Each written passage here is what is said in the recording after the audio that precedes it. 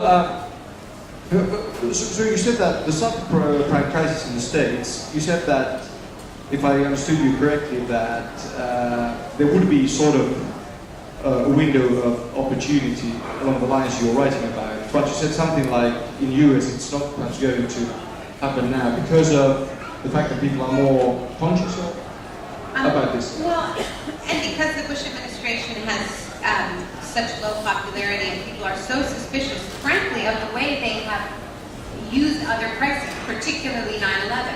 And people in the States remember with great regret the fact that after September 11th, they went into a state of regression and wanted to believe that Dick Cheney really had their best interests at heart, and that it was a good idea to give him a lot of power and not ask too many questions.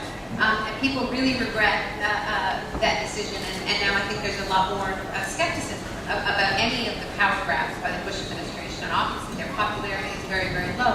But that said, we are already seeing this economic crisis in the States being used for disaster capitalism. For instance, private equity companies are buying up the last of the rent-controlled apartments in cities like New York, the last of the affordable housing, and converting them into condominiums. And this is part of the process. Ja kuitenkin Yhdysvalloissakin on näköpiirissä vähän samantapaista, mutta Bushin suosio on alhaalla ja kuitenkin jättämässä kohta Irakin, niin siellä kenties ei sitä samaa tilaisuutta kuin monissa muissa paikoissa. On the other hand, at the end of the day, what is new?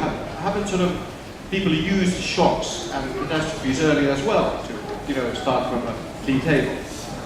Absolutely, and this idea of the blank slate and the clean sheet, it comes up whenever there is a fundamentalist project that is incompatible with normal, non-apocalyptic reality. And I quote Mao in the book saying that the Chinese people are beautiful and blank, and we can paint the most beautiful pictures on them. And it was the Khmer Rouge that talked about year zero. So these are patterns of sort of extremist thought. What I say at the start of the book is that the far left has been held accountable for the crimes committed in the name of authoritarian communism. The story we're told about contemporary capitalism is a much sunnier story. It's supposed to be the free market, the free world.